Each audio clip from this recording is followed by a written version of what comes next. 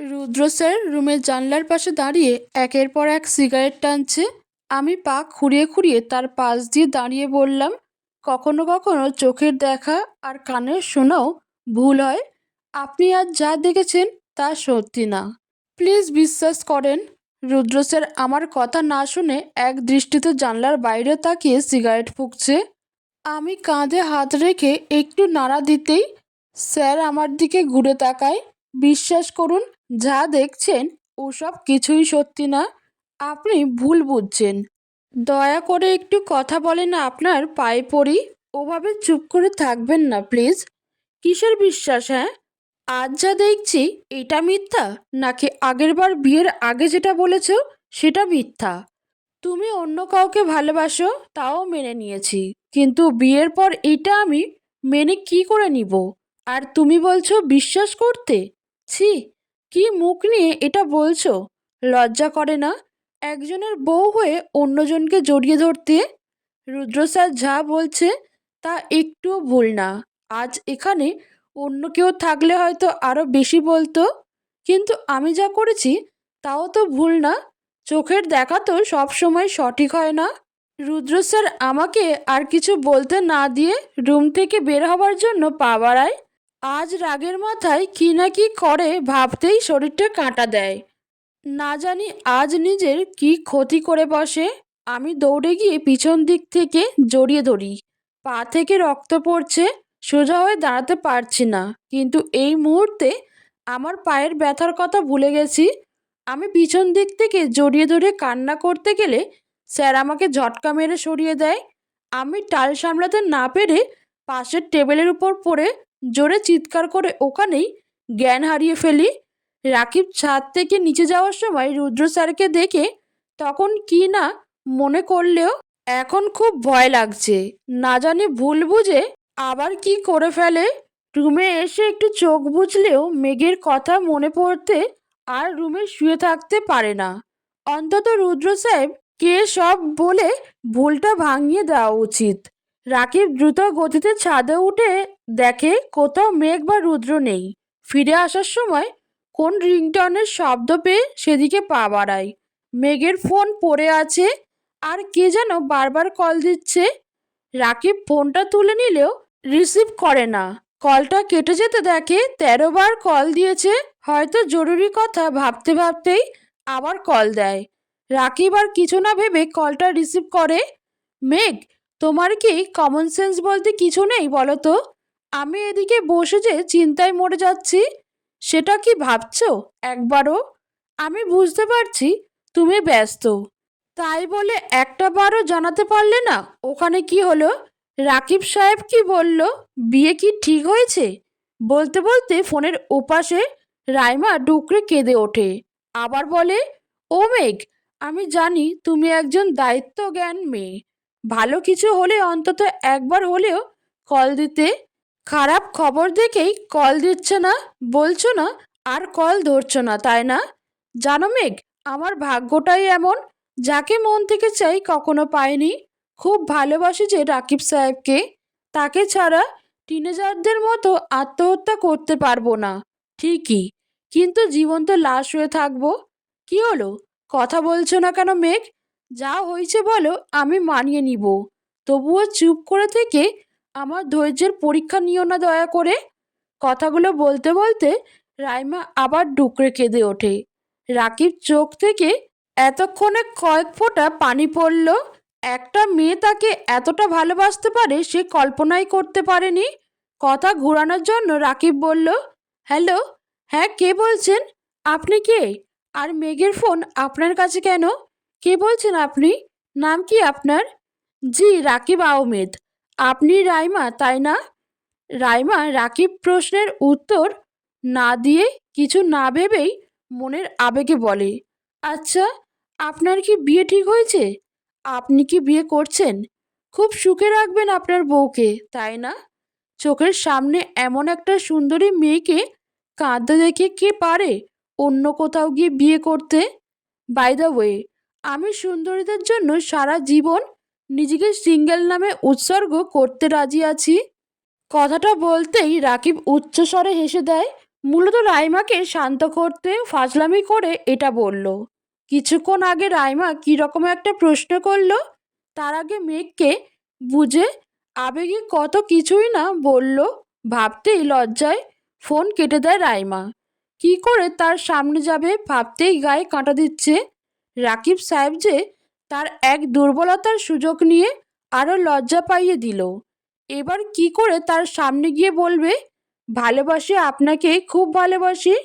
রাকিব আরও একবার রাইমার ফোনে কল দিলে কল যাওয়ার সাথে সাথে কেটে দেয় রাইমা। রাকিব মুচকি হেসে ফোনে মেসেজে একটা পার্কের লোকেশন পাঠিয়ে 2 দিন পর দেখা করতে বলে। আমার চোখের উপর কয়েক ফোঁটা পানি পড়লে চোখ পিটপিট করে, আস্তে আস্তে তাকাই। কোথাও থেকে চোখে পানি পড়ছে দেখতে উপরে তাকিয়ে দেখে রুদ্র স্যার আমার দিকে ঘোর লাগা দৃষ্টিতে তাকিয়ে আছে। চোখ থেকে টুপটুপ করে জল পড়ছে। আমি বিছানা থেকে উঠে বসতে নিলে রুদ্র স্যার বলে ওঠে, এখন কেমন লাগছে মেঘ? এখন ভালো লাগছে। আমি উঠে বসতে গেলে ব্যথায় আহ বলে কোকিয়ে উঠি। রুদ্র স্যার তড়িঘড়ি করে আমাকে নিজে উঠিয়ে বসিয়ে দেয়। আমি মাথায় হাত দিয়ে দেখি মাথার আর পায়ে ব্যান্ডেজ করা। সিঁড়ি দিয়ে পড়ে যাওয়ার পর টান দিয়ে নামানোর সময় কাপড় ছিঁড়ে হাঁটু ছিলে গেছে। রুদ্র স্যার করুণ গলায় বলে, আমাকে ক্ষমা করে দাও প্লিজ। আমি বুঝতে পারিনি আমার রাগের কারণে তুমি কষ্ট পাবে। আমি রুদ্র স্যারের জবাব না দিয়ে উল্টে বলি, বিশ্বাস করেন আমি ওসব করিনি। আপনি যেগুলো ভাবছেন ভুল ভাবছেন। রাকিব ভাইয়ের সাথে আমার অন্য কোনো সম্পর্ক নেই। রুদ্র স্যার আমাকে টান দিয়ে তার বুকের উপর মাথা রেখে কপালে আলতো করে চুমু দিয়ে বলে, ভুল হোক বা যাই হোক আমি তোমাকে ভালোবাসি, এটাই প্রথম সত্য। প্রথমবার নিজের ভালোবাসাকে হারিয়ে পাগলের মতো হয়ে গেছিলাম। এটা ভেবে প্রথমবার ছেড়ে দিয়েছিলাম যে তুমি সুখে থাকো, কিন্তু তুমি ছিলে কই, আর উল্টো আমিও কষ্ট পেলাম। দ্বিতীয়বার এই ভুল আর করব না। আমি কখনো তোমাকে আমার থেকে দূরে যেতে দিব না। আর যদি না যাও, তাই সম্পর্কের প্রথম দিনই কলমে আর শারীরিকভাবে দুদিকেই তোমাকে নিজের করে নিয়েছি। আমি জানি সেই দিনের কথা, কতটা জানোয়ারের মতো আচরণ করেছি তোমার সাথে। কিন্তু বিশ্বাস করো, সেই দিন যতটা না রাগ ছিল, তার থেকেও বেশি ছিল ভালোবাসা। লজ্জার অপরাধবোধে 2 দিন তোমার সামনে যায়নি, তোমার চোখের দিকে তাকানোরও সাহস হয়নি। তাই প্রতিদিন তুমি ঘুমালে পিছনের বারান্দার দরজা দিয়ে আসতাম, তোমার সাথে কথা বলতাম, যা তুমি স্বপ্ন ভাবতে। প্রথম প্রথম যখন দেখতাম তুমি আমাকে দেখলে গুটিয়ে যাও, কথা বলতে ভয় পাও, তখন নিজের ভিতর অপরাধ জেগে উঠত, আর গিয়ে কন্ট্রোল করতে না পেরে নিজের ক্ষতি করতাম। খুব ভালোবাসি মেঘ তোমাকে, যতটা সেই সময় তোমার কণ্ঠ শুনে না দেখে ভালোবাসতাম ততটা। আর আমি অত ভালো না মেঘ। এবার কোনো ভুল করলে পা ভেঙে ঘরে বসিয়ে রাখবো। সুখ হোক দুঃখ দুটোই তোমার সাথে ভাগ করে নিব। আর রইল বিশ্বাস, তুমি শুধু আমার বিশ্বাসটা কখনো ভেঙো না। আমি তোমার জন্য সব উৎসর্গ করব। যতই ভুল করো অন্তত আমাকে সত্যিটা জানিও। আমি চুপচাপ রুদ্র স্যারের কথা শুনছি। একটা মানুষ কতটা ভাগ্যবতী হলে আমার একজনকে পায়। আমি সত্যিই দুনিয়ার সেরা ভাগ্যবতী। আমি স্যারের 2 হাত আমার হাতের মাঝে আনতেই স্যার ব্যথায় কোকিয়ে ওঠে। আমি স্যারের দিকে তাকাতে মুখে হাসি, কিন্তু ভিতরে কষ্টের ছাপ। আমার হাতের দিকে চোখ পড়তেই দেখি হাত রক্ত মেখে আছে। আমার তো ক্লিন করে ব্যান্ডেজ করে দিছে, তাহলে এই তাজা রক্ত কি করে আসলো? তখনই আমার রুদ্র স্যারের বাম হাতে চোখ পড়ে। বাম হাত ফেটে রক্ত পড়ছে। বেডের পাশে তাকাতেই দেখি পাশের কাঁচের টেবিলটা ভেঙে চুরমার হয়ে আছে। হয়তো হাত দিয়ে আঘাত করেই ভেঙেছে। আমি চুপচাপ হাত ক্লিন করে মেডিসিন লাগাতে থাকি। অভিমানে কথা মুখ থেকে বের হচ্ছে না। চুপচাপ কাঁদছি আর ব্যান্ডেজ করে দিচ্ছি। স্যার আমার অভিমান বুঝতে পেরে বলে, এই মেঘ, প্লিজ কেঁদো না।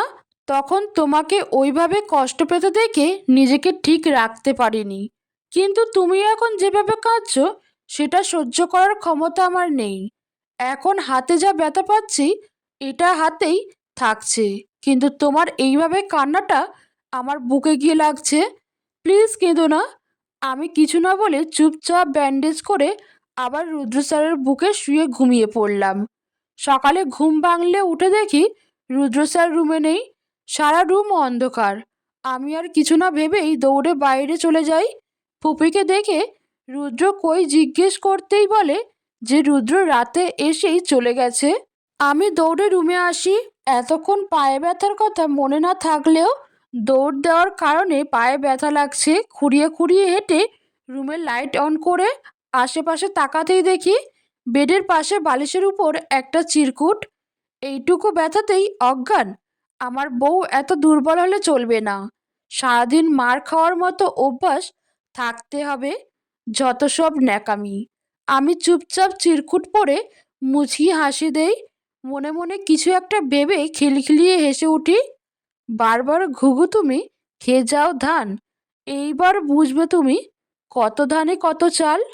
আজ বিকেলে রুদ্র স্যার আমাকে নিতে আসলে ফুপি আর বাবা জোর করে রেখে দেয়। এটা বলে যে আজ রাত এখানেই থাকতে হবে। সেই সাথে আমি জোর করে রাকিব ভাইয়াকেও আমাদের বাসায় রেখে দেই। আর রুদ্র স্যারকে আগেই ফোন করে রাইমা আপুকে নিয়ে আসতে বলি।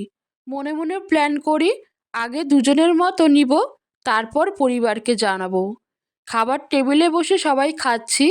আমার সামনে রাকিব ভাই আর রুদ্র স্যার বসেছে, আর অন্য পাশে আমি আর রাইমা আপু। টেবিলের দুই সাইডে বাবা আর ফুপি বসেছে।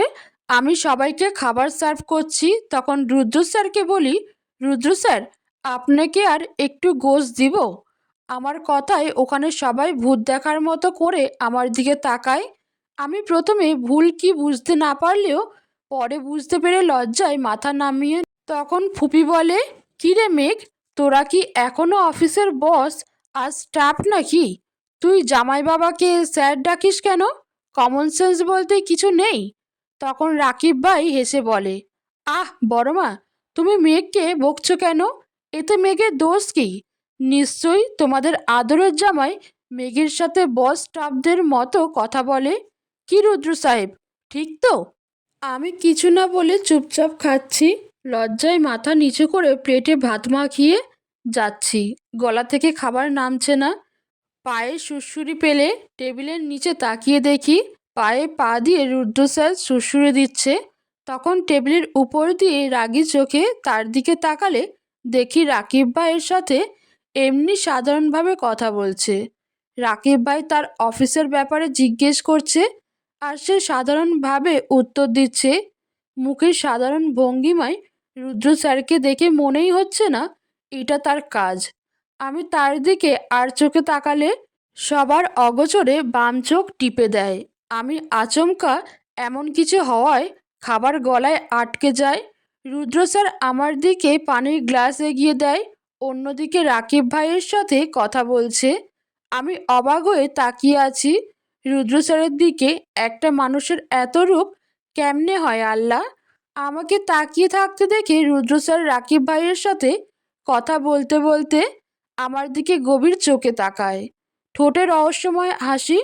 আমি তাড়াতাড়ি করে চোখ সরিয়ে নেই, নয়তো অন্য কেউ দেখলে লজ্জায় আমারই পড়তে হবে। হঠাৎ রাইমা আপুর দিকে চোখ যায়। দেখি রাইমা আপু মুগ্ধ চোখে রাকিব ভাইয়ের দিকে তাকিয়ে আছে। এখনো পর্যন্ত কিছুই খায়নি, শুধু প্লেটে হাত নেড়েই যাচ্ছে। আমি আপুর পাশে গিয়ে ফিসফিস করে বললাম, ডিয়ার ননদিনী, আমার ভাইকে কেউ নিয়ে যাবে না। বিয়ের পর তাকে চোখ ভরে দেখবেন। ততক্ষণ পর্যন্ত নিজেকে কন্ট্রোল করুন। আমার কথায় রাইমা আপু লজ্জায় তড়িঘড়ি করে চোখ সরিয়ে নেয়। আমি সামনে তাকাতেই দেখি রাকিব ভাই আমাদের দিকে তাকিয়ে আছে। আমি ভ্রু কুঁচকে তাকে জিজ্ঞেস করতেই সে মুচকি হেসে টেবিল থেকে উঠে যায়। খাওয়া শেষ করে যে যার রুমে চলে যায়।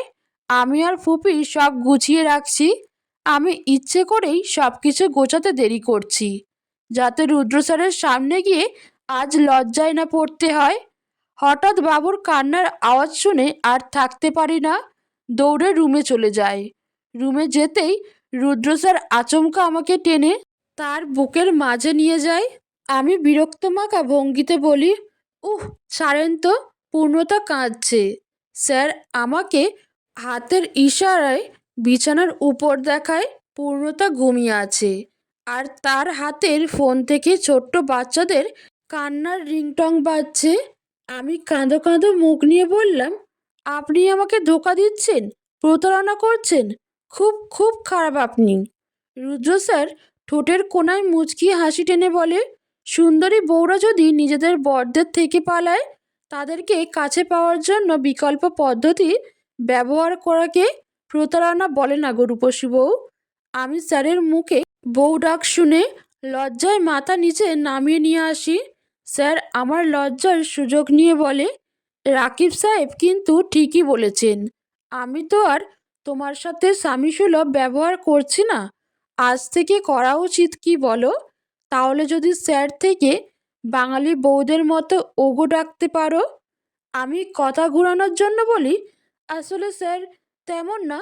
পূর্ণতার খাবার আমাকে আর কিছু বলার সুযোগ না দিয়ে ঠোঁটের সাথে ঠোঁট মিলিয়ে দেয়। কয়েক মিনিট পর ছেড়ে দিলে আমি বড় বড় শ্বাস নিয়ে রাগী চোখে রুদ্র স্যারের দিকে তাকাই। রুদ্র স্যার আমার দিকে বাঁকায় হেসে বলে, স্যার ডাকার শাস্তি এটা। আবার স্যার বললে এমন শাস্তি দিব। আর তুমি তো জানো আমি কথার খেলাপ করি না। আর যদি জামাই ডাকো তবে ভালোবাসা পাবে। আমি স্যারের দিকে জেদি চোখে তাকিয়ে বলি, আপনি খুব খারাপ লোক একটা। আপনার ভালোবাসা বা শাস্তি কোনোটা আমার চাই না। 100 বার বলবো স্যার, দেখব কি করেন। স্যার স্যার স্যার আর বলতে পারি না তার আগেই রুদ্র স্যার আমাকে ধাওয়া করে। আমি বেডের চারপাশে ঘুরছি, সাথে রুদ্র স্যারও। হঠাৎ পায়ের শাড়ির আঁচল বেঁধে পড়তে গেলে রুদ্র স্যার আমাকে ধরে নেয়। বেডের উপর রেখে 2 হাত শক্ত করে ধরে শুইয়ে দেয়। আমি লজ্জায় চোখ বন্ধ করি, তখনই কেউ দরজায় নক দেয়। আমি রুদ্র স্যারকে ঠেলে এক দৌড়ে উঠে দরজা খুলে দিতেই দেখি রাইমা আপু দাঁড়িয়ে আছে। রাইমা আপুকে দেখে অসহায় চোখে রুদ্র স্যার বলে, বোন রে, ছোটবেলায় আমি কি তোর কোনো ক্ষতি করেছিলাম, নাকি চকলেট কিনে কম দিছিলাম? বোন হয়ে ভাইয়ের এত বড় ক্ষতি কেন করিস বলতো? রাইমা আপু কথার কোনো আগামাথা না পেয়ে হাবলার মতো দাঁড়িয়ে আছে। কয়েক সেকেন্ড দাঁড়িয়ে থেকে আমার দিকে তাকিয়ে বলে, মেঘ, আমাকে রাকিব সাহেব ডাকছে, তার মা অসুস্থ, তাই সেখানে সে যাচ্ছে, সাথে ফুপিও যাচ্ছে। তুমি কি যাবে? আমি কিছু না ভেবেই বলে দেই, আমি ওদের সাথে যাব। রুদ্র স্যার কয়েকবার আমার দিকে তাকিয়ে রুম থেকে পূর্ণতাকে কোলে নিয়ে বেরিয়ে যায়। আমি সেদিকে গুরুত্ব না দিয়ে তাড়াতাড়ি সব কিছু গুছিয়ে নেই। রাকিব ভাইয়ের মা আমাকে নিজের মেয়ের মতো ভালোবাসে, আর আজ আমি তার অসুস্থতার খবর শুনে যাব না? রাকিব ভাইয়ের উপর রুদ্র স্যার প্রথম থেকে রাখছিল। মুখে মুখে ভালোভাবে কথা বললেও ভিতরে যে কখনোই চাইতো না আমি রাকিব ভাইয়ের সাথে কথা বলি। আর আজ যখন সে নিয়ে যেতে এসেছে, অথচ আমি রাকিব ভাইয়ের বাড়িতে যাচ্ছি শুনে রেগে চলে গেছে। আমরা রাকিব ভাইয়ের বাসায় গিয়ে শুনি রাকিব ভাইয়ের বিয়ে তার ফুফাতো বোন অনুর সাথে ঠিক হয়েছে। আর রাকিব ভাইও কিছু বলতে পারছে। অসুস্থ মাকে সে কথা দিয়েছে আজই বিয়ে করবে আর অনুকে বউ হিসেবে মেনে নিবে। আমি সবাইকে সব কিছু বলতে চাইলেও সবাই সব কিছু গোছাতে ব্যস্ত। এক প্রকার ঘরোয়াভাবেই বিয়েটা হবে, তবুও বাড়িতে নিজস্ব আত্মীয় স্বজনের আনাগোনা। সব কিছু এখানেই এভাবে থেমে যাবে, আবারও একটা বেড়ে ওঠা ভালোবাসা ভেঙে যাবে, দুজনের স্বপ্নের সংসার এখানেই শেষ হয়ে যাবে। কথাগুলো ভাবতেই মনে হলো কি যেন কলিজা চেপে ধরেছে। এই রকম পরিস্থিতি আমার থেকে আর কে ভালো বুঝবে? আমি ধীর গতিতে রাকিব ভাইয়ের রুমের সামনে গিয়ে টোকা দিতেই দরজা খুলে যায়। রুমের ভিতরে ঢুকে দেখি রাকিব ভাই বরের পোশাক পরেছে। তাকে দেখে মনে হচ্ছে অনুভূতিহীন এক মানব দাঁড়িয়ে আছে, যাকে যেটা বলা হয়েছে সে সেটাই রোবটের মতো করে যাচ্ছে। আমাকে দেখেও না দেখার মতো করে আগে যা করছিল সেটাই করছে। রাকিব ভাই এটা কি করলেন? কেন রাজি হলেন বিয়েতে? আন্টি কি কোনোভাবে মানিয়ে নিতেন?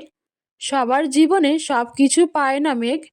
কারো কারো জীবন ভালোবাসাহীন থেকে যায়, আর আমি আমার সেই জীবনকে মেনে নিয়েছি।